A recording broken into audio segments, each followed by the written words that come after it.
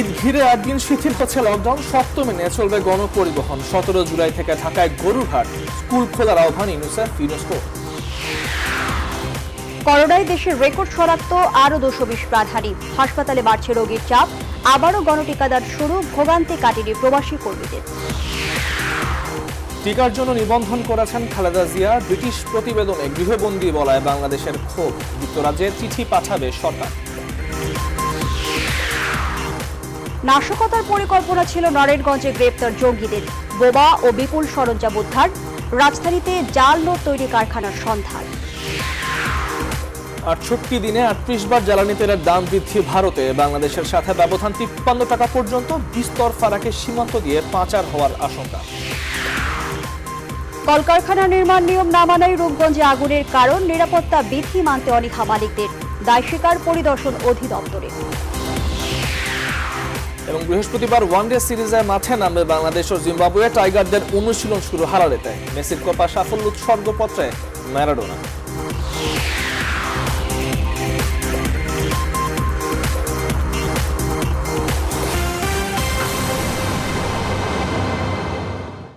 Rainbow allrounder exterior paint, বাংলাদেশের আবহাওয়া উপযোগী একমাত্র পেইন্ট।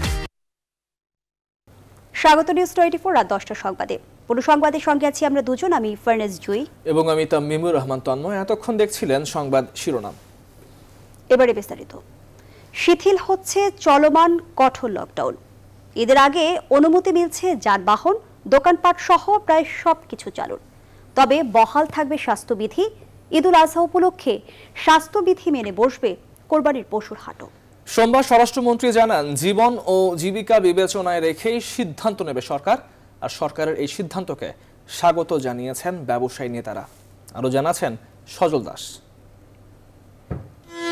ঈদ উল ফিতরে ঘরমুখ মানুষের ঢল ছিল মহাসড়ক ও ফেরিঘাটে। দূরপাল্লার যানবাহন বন্ধ রেখেও আটকানো যায়নি মানুষকে। উল্টো শত ভোগান্তি সহ্য করে প্রিয়জনের সাথে ঈদ উদযাপনে ছুটেছেন বিপুল সংখ্যক মানুষ।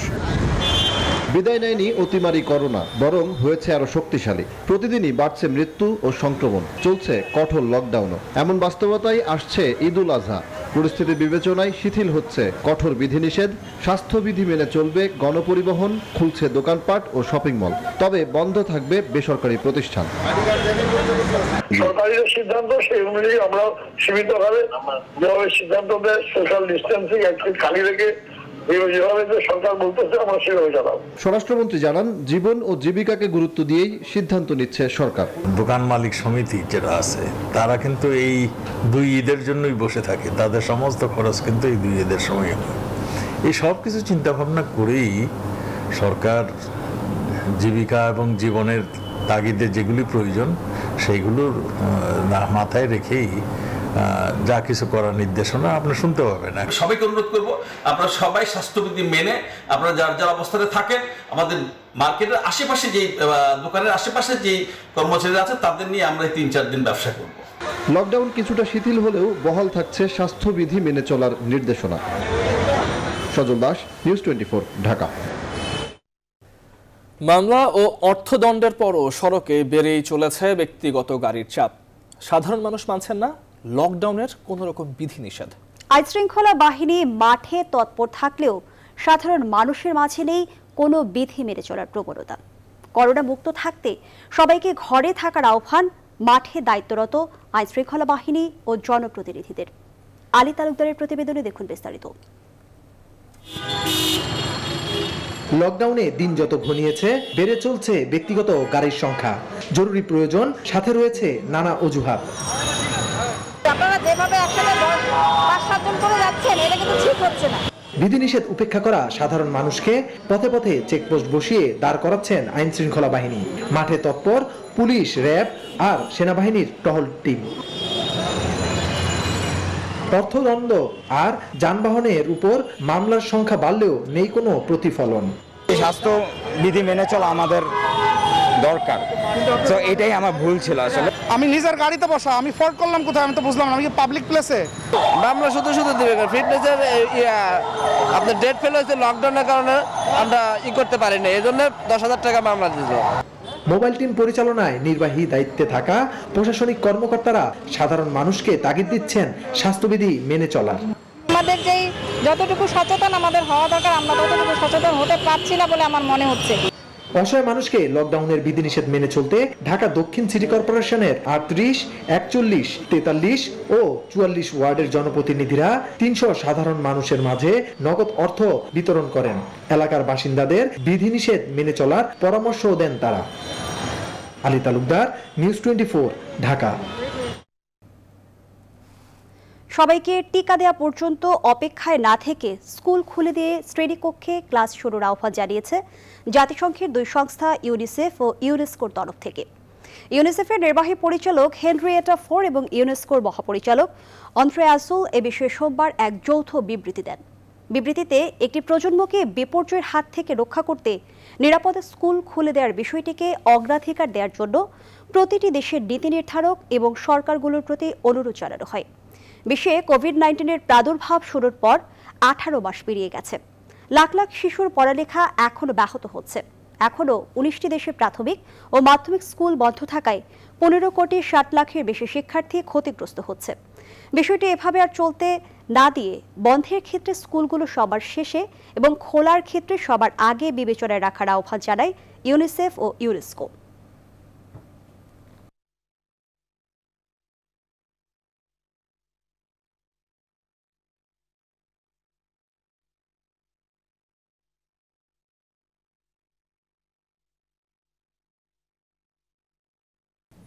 এবারে করোনা পরিস্থিতির খবর। গেল 24 ঘন্টায় দেশে নতুন করে করোনা শনাক্ত হয়েছেন 13,768 জন এখন পর্যন্ত একদিনে, যা সর্বোচ্চ শনাক্ত।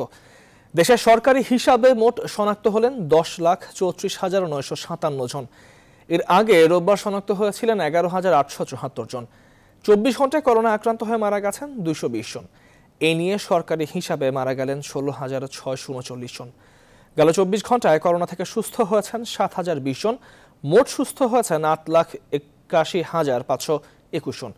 সোমবার স্বাস্থ্য অধিদপ্তরের সংবাদ বিজ্ঞপ্তিতে আরও জানানো হয়েছে যে 24 ঘন্টায় শনাক্তের হার 31.24%।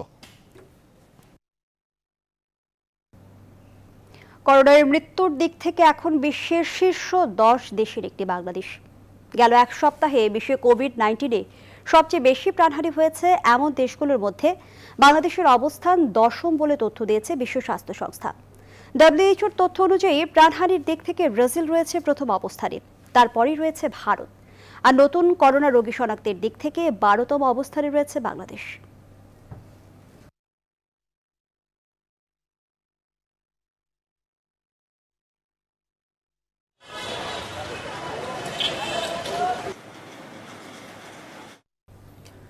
করোনার ভয়াবহ প্রকোপ এখন জেলা উপজেলায়। মৃত্যুর সঙ্গে পাল্লা দিয়ে বাড়ছে এর সংক্রমণ। এর মধ্যে খুলনা বিভাগে ভয়ঙ্কর রূপ ধারণ করেছে এই করোনা ভাইরাস। প্রতিদিনই করোনার সংক্রমণ ও মৃত্যু আগের দিনের রেকর্ড ছাড়িয়ে যাচ্ছে। করোনার ঊর্ধ্বমুখী সংক্রমণে উদ্বিগ্ন চিকিৎসকরাও। শামসুজ্জামান শাহিনের তথ্যচিত্রে দেখুন ডেস্ক রিপোর্ট। করোনার হটস্পট খুলনা বিভাগে প্রতিদিনই বাড়ছে আক্রান্ত ও মৃত্যুর হার। এই বিভাগে এ পর্যন্ত করোনায় মারা গেছেন 1,593 জন। এর মধ্যে খুলনা জেলায় সর্বোচ্চ 416 জন, কুষ্টিয়ায় 341, যশোরে 218 এবং ঝিনাইদহে 131 জনের করোনায় মৃত্যু হয়েছে। সংক্রমণ বৃদ্ধি পাওয়ায় হাসপাতালগুলোতে শয্যা ও আইসিইউ সংকট দেখা দিয়েছে। চিকিৎসকরা বলছেন, ডেল্টা ভ্যারিয়েন্ট ছড়িয়ে পড়ায় দ্রুত সংক্রমণ বাড়ছে। এছাড়া মুমূর্ষু রোগীদের হাসপাতালে আনতে দেরি করা এবং স্বাস্থ্যবিধি মেনে না চলার কারণে করোনা মৃত্যুর পাশাপাশি পাল্লা দিয়ে বাড়ছে সংক্রমণ। যে করোনা আক্রান্ত রোগী থাকেন তাকে তো আমরা বলে দিই যে আপনারা আইসোলেশন মেনটেন করবেন, 14 দিন বাইরে আসবেন না, মাস্ক পরে থাকবেন, কিন্তু তাদের ফ্যামিলি মেম্বারদেরকে সেই সাপোর্টও তো আমরা দিতে পারি। তবে অতিরিক্ত রোগীর চাপ সামলাতে জনবল বৃদ্ধি সহ চিকিৎসা সুবিধা বৃদ্ধির কথা বলেছেন হাসপাতাল কর্তৃপক্ষ। আমাদের একটু ম্যান পাওয়ার বাড়াতে হবে।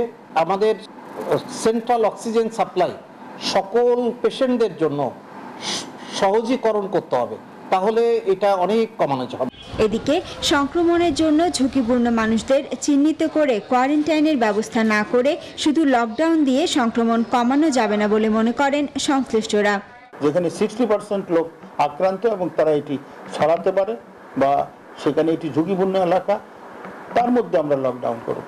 লকডাউন পুরোপুরি কার্যকর হলে 10 দিন পর থেকে সংক্রমণ কমতে পারে বলে মনে করেন সংশ্লিষ্টরা। এই পজিটিভের সংক্রমণের ইয়েটা পেতে আমাদেরকে, যদি আমরা লকডাউন সত্যিকার কার্যকর হয় তাহলে একটা বিচ্ছিন্ন হয়ে যাচ্ছে সবাই।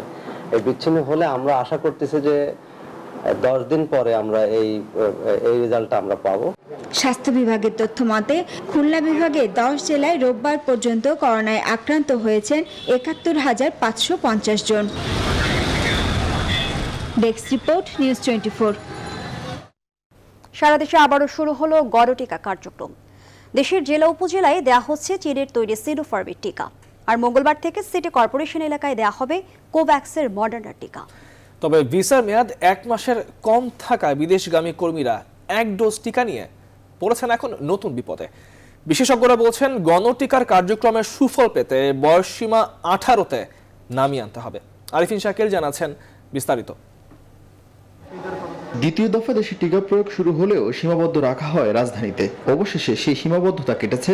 দেশের সব জেলার নির্ধারিত হাসপাতালে টিকার কার্যক্রম শুরু হওয়ার কথা জানিয়েছে স্বাস্থ্য অধিদপ্তর। আগে থেকে সুরক্ষা অ্যাপে নিবন্ধনকারীরা এখন টিকা নিতে পারছেন। চীনের তৈরি সিনোফার্মের টিকা নিতে রাজশাহী, যশোর, ফরিদপুর সহ বিভিন্ন জেলার মানুষের আগ্রহ ছিল চোখে পড়ার মতো। মঙ্গলবার থেকে সিনোফার্মের টিকা দেওয়া শুরু হবে উপজেলা পর্যায়ে। একই দিনে 12 সিটি কর্পোরেশনে শুরু হবে মডার্নার টিকার প্রয়োগ। টিকা দিয়ে যতটুকু সুরক্ষা পাবো এটা আলহামদুলিল্লাহ। নিজেও টিকা দিয়েছি, টিকা দেওয়ার সময় কোনো ভয়ভীতি বা কোনো সমস্যা বোধ করিনি। দেশে এখন টিকার মজুদ আছে প্রায় 58 লাখ। আগস্টের শুরুতে ফাইজার ও সিনোফার্মের নতুন চালান যুক্ত হলে মজুদের পরিমাণ কোটি ছাড়াবে। বিশেষজ্ঞরা বলছেন সময় এসেছে টিকা গ্রহীতার বয়সসীমা কমিয়ে আনার। প্রান্তিক অঞ্চলে এনআইডি দিয়ে অন স্পট নিবন্ধনের সুযোগ রেখে টিকা নেয়ার। টিকাদান ব্যবস্থাপনায় একটি গতি আনতে হবে। অনলাইন বা অ্যাপ ভিত্তিক নিবন্ধন বন্ধ করে 18 বছরের ঊর্ধ্বে যে কেউ জাতীয় পরিচয়পত্র নিয়ে টিকাদান কেন্দ্রে গেলেই যেন সহজে টিকা দিতে পারে সেই ব্যবস্থা করতে হবে। একই সাথে দেশের যে জনগোষ্ঠী ভালনারেবল বা ঝুঁকির মধ্যে রয়েছে তাদেরকে টিকা দেওয়ার জন্য দ্রুত আওতায় আনতে হবে। তবে শুধু ফাইজারের টিকা নেওয়া বাধ্যতামূলক করায় নতুন বিপদে সৌদি আরবগামী কর্মীরা। প্রথম ডোজ নেয়ার 28 দিন পর দ্বিতীয় ডোজ নেওয়ার নিয়ম থাকায় যাদের ভিসার মেয়াদ শেষের দিকে তারা এখন নতুন ভোগান্তিতে। আমি 1 ডোজ দিছি, আগামী মাসের আগস্টের 9 তারিখে আমার আরেক ডোজ দেওয়ার ডেট। কিন্তু 2 ডোজ দেওয়ার পরে কি আমি যেতে পারবো এটা কোনো শিওর না। আমার ফ্লাইট হয়েছে 29 তারিখ। আমার দ্বিতীয় ডোজ নিতে গেলে আমার ভিসার মেয়াদ থাকবে না। বিশ্ববিদ্যালয়ে অনাবাসিক শিক্ষার্থীরা এখনো টিকা নিবন্ধনের সুযোগ না দেয় উদ্বেগ প্রকাশ করেছেন অভিভাবকরা। আরিফিন শাকিল, নিউজ 24, ঢাকা। করোনা ভাইরাসের টিকা নেওয়ার জন্য খালেদা জিয়া নিবন্ধন করেছেন। গত 9 জুলাই স্বাস্থ্য মন্ত্রণালয়ের সুরক্ষা ওয়েবসাইটের মাধ্যমে নিবন্ধন করেন তিনি। তবে টিকা নেওয়ার তারিখ এখনো পাননি। দলটির ভাইস চেয়ারম্যান ও খালেদা জিয়ার ব্যক্তিগত চিকিৎসকদের অন্যতম অধ্যাপক ডাক্তার এজেডএম জাহিদ হোসেন সাংবাদিকদের এ তথ্য নিশ্চিত করেছেন। 76 বছর বয়সী খালেদা জিয়া গত 14 এপ্রিল কোভিডে আক্রান্ত হন। দীর্ঘ 53 দিন হাসপাতালে চিকিৎসা শেষে 19 জুন গুলশানের বাসা ফেরুজায় ফেরেন তিনি। জাহিদ হোসেন জানান, খালেদা জিয়া বাসায় টিকা নিতে চান, তবে নিবন্ধনে মহাখালীর ন্যাশনাল গ্যাস্ট্রোলিভার ইনস্টিটিউট অ্যান্ড হাসপাতালকে বেছে নিয়েছেন।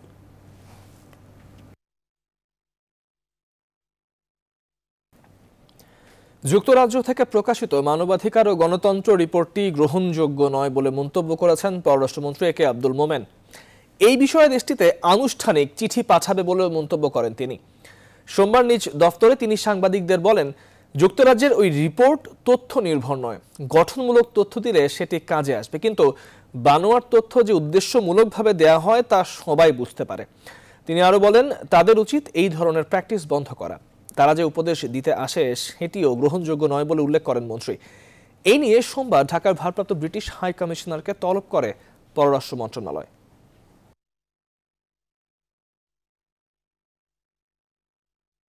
তারা তাদের নিজের চোখে নিজের চেহারাটা আগে আয়নায় দেখুক, তারপরে অন্যরে আপনার উপদেশ দুক। নিজের দেশের অবস্থান ভালো করতে পারে না অন্যদের নিয়ে গাটাগাটি করে। যে শু স্টপ দিস প্র্যাকটিস। আমরা চাই তারা যে রিপোর্ট দিবে এগুলো তথ্য নির্ভর হলে আমাদের জন্য উপকার। আর যদি বানোয়ার দেওয়া হয় তাহলে এটা কিন্তু মোটেই কাজে না। এটা তখন মনে হবে যে ইট ইজ সাম বিশেষ উদ্দেশ্য প্রণীতভাবে করেছে। কবি মোহাম্মদ নুরুল হুদাকে বাংলা একাডেমির মহাপরিচালকের দায়িত্ব দিয়েছে সরকার। 3 বছরের জন্য তাকে এই দায়িত্ব দেওয়া হয়েছে বলে সোমবার জনপ্রশাসন মন্ত্রণালয় এক আদেশে জানিয়েছে। কবি নুরুল হুদা বাংলা একাডেমিতে কবি হাবিবুল্লাহ সিরাজের স্থলাভিষিক্ত হচ্ছেন। বাংলা একাডেমির মহাপরিচালক কবি হাবিবুল্লাহ সিরাজি গত 24 জুন মারা যান।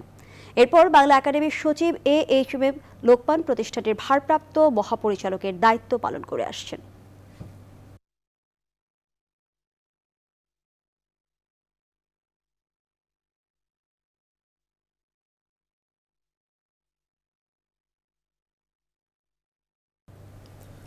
নারায়ণগঞ্জের জঙ্গিদের টার্গেট ছিল পুলিশ, জানিয়েছেন টেরোরিজম ইউনিটের কর্মকর্তারা।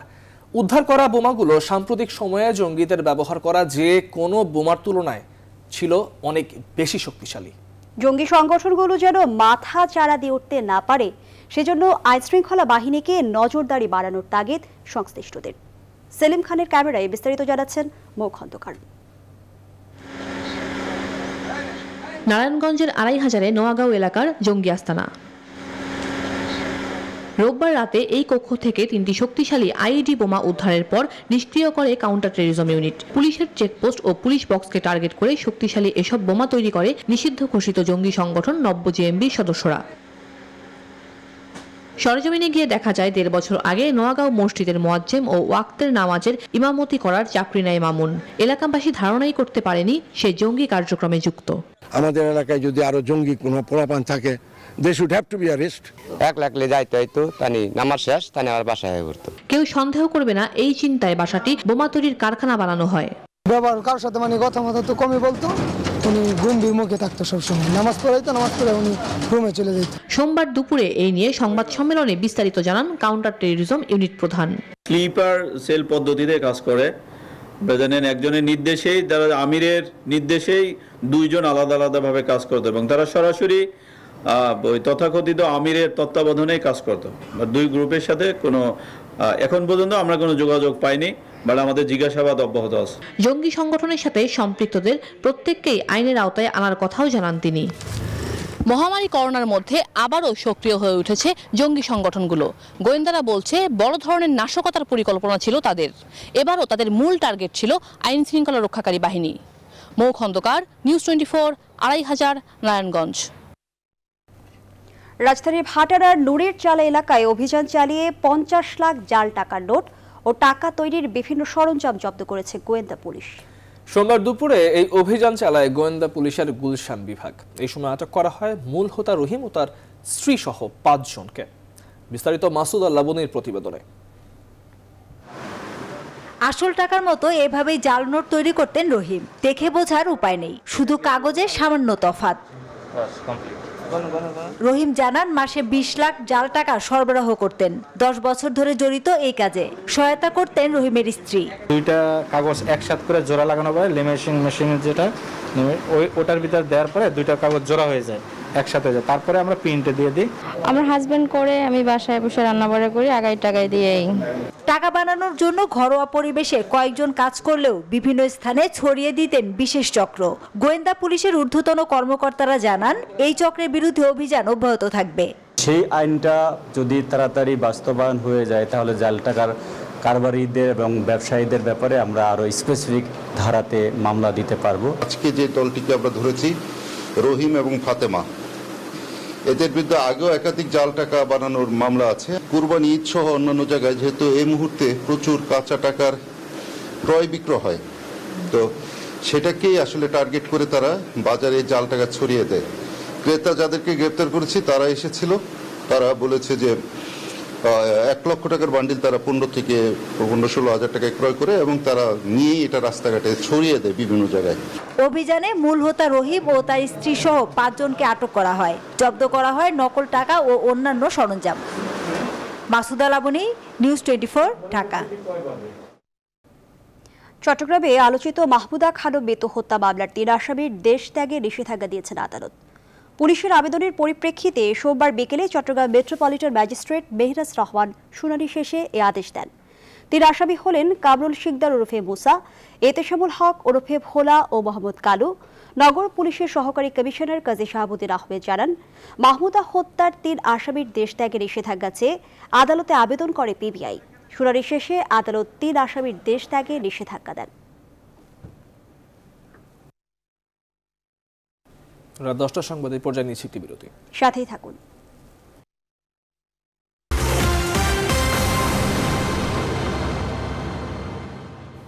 বিরতির পর স্বাগত আরও একবার। দেখছে নিউজ 24 রাত 10টার সংবাদ। কলকারখানা তৈরির বিধি বাস্তবায়নের ব্যর্থতায় নারায়ণগঞ্জের সজীব ফুড ফ্যাক্টরিতে আগুনে অঙ্গার হয়েছে অর্ধ শতাধিক শ্রমিক। এই ব্যর্থতার কিছুটা দায় স্বীকার করেছে কলকারখানা পরিদর্শন অধিদপ্তর। অধিদপ্তরের যুগ্ম মহাপরিদর্শকের অভিযোগ, বেশিরভাগ কারখানা মালিকই মানতে চান না নিরাপত্তা বিধি। আর বিশ্লেষকরা বলছেন, কলকারখানা ও শ্রমিক জীবন নিরাপদ করতে মালিক ও নিয়ন্ত্রণকারী কর্তৃপক্ষ উভয়েরই দায় রয়েছে। বিস্তারিত ফখরুল ইসলামের রিপোর্টে।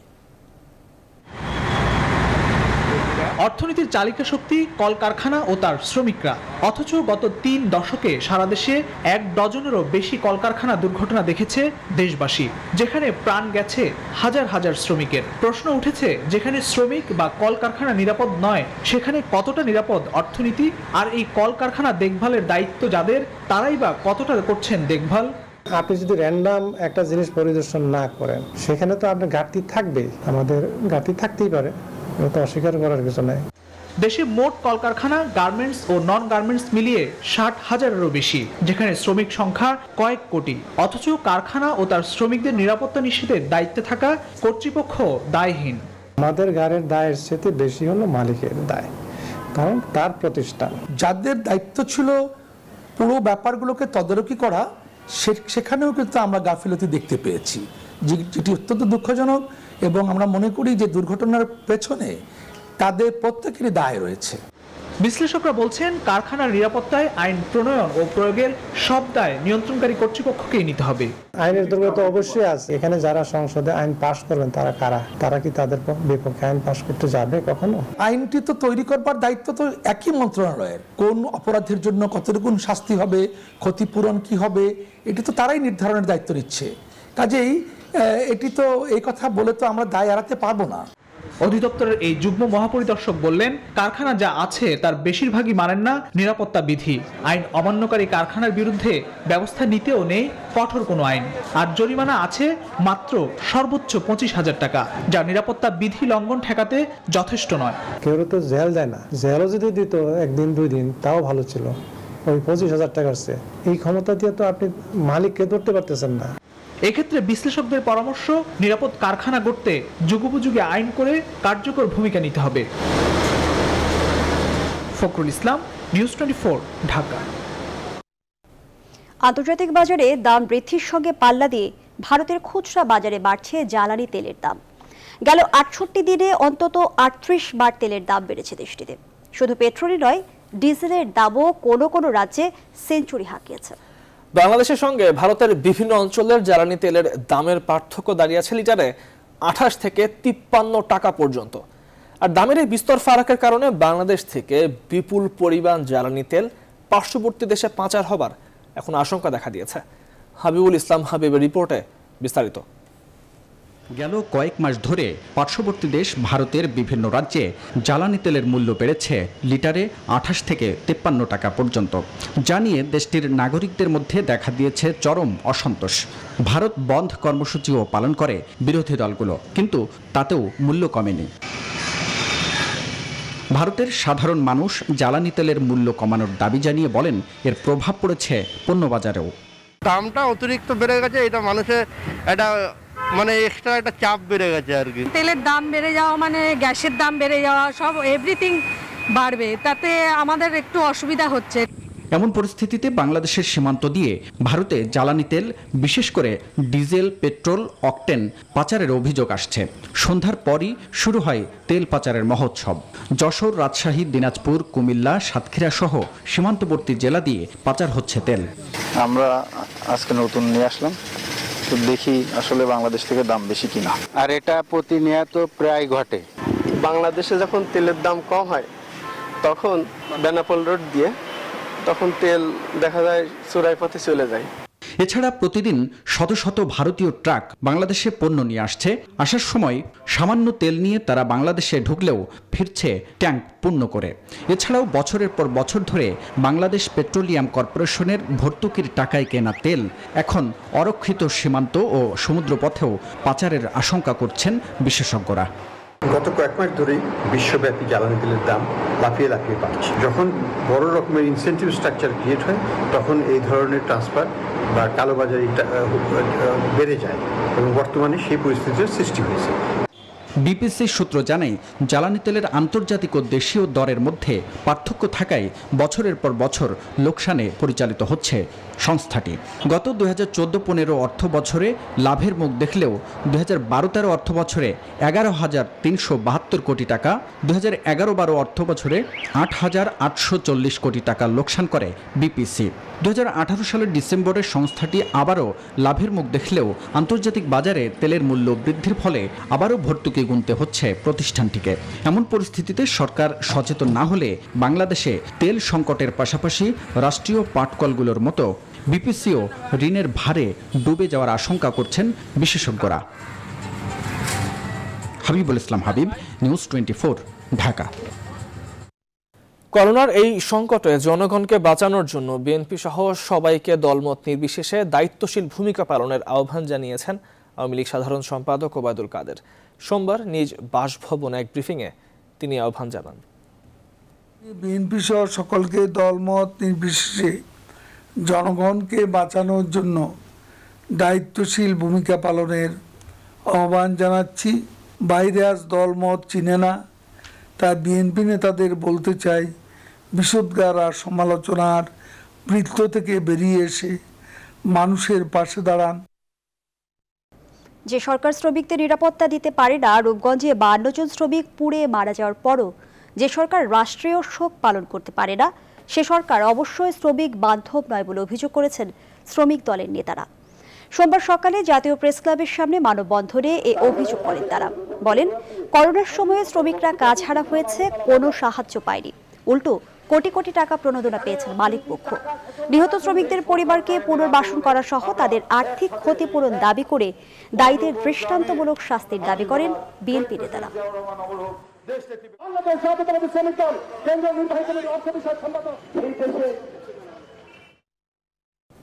সংবাদের পর্যায়ে নিচ্ছে আরো একটি বিরতি, সাথেই থাকুন।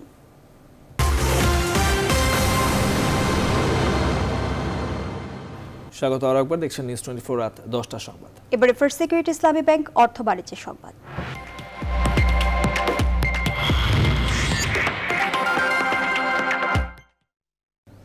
পবিত্র ঈদ উল আজহা উপলক্ষে এবার রাজধানী ঢাকায় 18টি অস্থায়ী পশুর হাট বসছে। এর মধ্যে ঢাকা দক্ষিণ সিটি কর্পোরেশন এলাকায় 8টি এবং ঢাকা উত্তর সিটি কর্পোরেশন এলাকায় 10টি হাট বসবে। 17 জুলাই এসব হাটে পশু কেনাবেচা শুরু হবে। হাটগুলো পরিচালনার জন্য 46টি শর্ত দেওয়া হয়েছে, থাকবে ভ্রাম্যমাণ আদালতও। সোমবার মৎস্য ও প্রাণী সম্পদ মন্ত্রণালয়ের বিজ্ঞপ্তিতে বলা হয়েছে, করোনার সংক্রমণ রোধে সরকার সারা দেশে কোরবানির পশু ক্রয় বিক্রয়ে অনলাইন প্ল্যাটফর্ম চালু করেছে। খামারি ও ক্রেতা সাধারণকে কোরবানির পশু অনলাইনে ক্রয় বিক্রয়ের অনুরোধ করা হচ্ছে।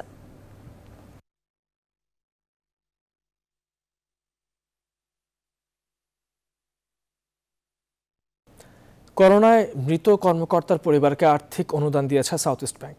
সোমবার ব্যাংকের প্রধান কার্যালয়ে মরহুম কাজী মোহাম্মদ মহিনুদ্দিনের স্ত্রীর কাছে আর্থিক অনুদানের চেক তুলে দেন ব্যাংকের চেয়ারম্যান আলমগীর কবির। এ সময় তিনি শোকসন্তপ্ত পরিবারের প্রতি গভীর সমবেদনা প্রকাশ করেন এবং ভবিষ্যতে কাজী মোহাম্মদ মহিনুদ্দিনের পরিবারের পাশে থাকার প্রতিশ্রুতি দেন। চেক হস্তান্তর অনুষ্ঠানে সাউথ ইস্ট ব্যাংকের ব্যবস্থাপনা পরিচালক এম কামাল হোসেন সহ আরও অনেকেই উপস্থিত ছিলেন। তাদেরকে আমরা 330 জনকে আমরা অলরেডি আমাদের কারণ বাজার শাখার ফরেন ট্রেডে বাড়ার কামনা করছি। আর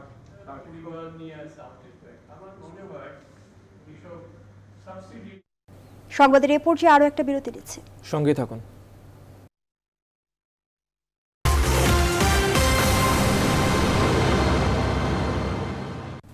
বিরতির পর আবারও স্বাগত, দেখছেন নিউজ 24 সংবাদ।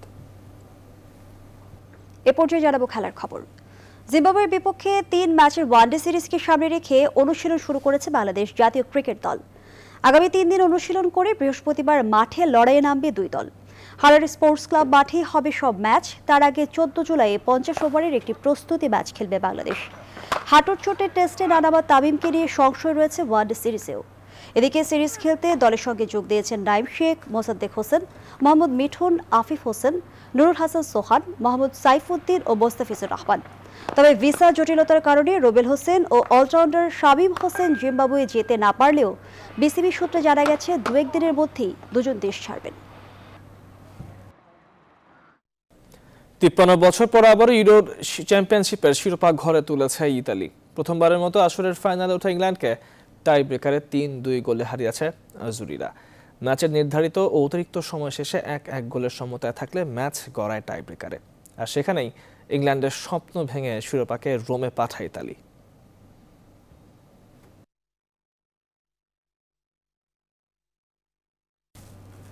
লাতিন আমেরিকার সবচেয়ে মর্যাদাকর ফুটবল টুর্নামেন্টে চ্যাম্পিয়ন হয়েই কিংবদন্তি ম্যারাডোনাকে শিরোপা উৎসর্গ করেছেন আলবিসেলেস্তের ক্যাপ্টেন লিওনেল মেসি।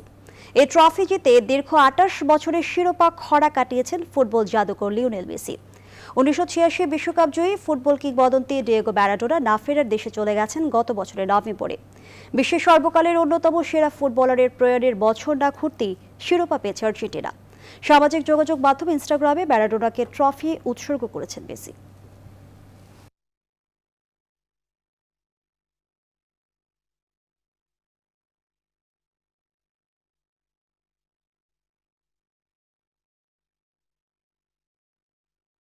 দর্শক, শেষ করছে এখনকার সংবাদ। এতক্ষণ সাথে থাকাই ধন্যবাদ সবাইকে।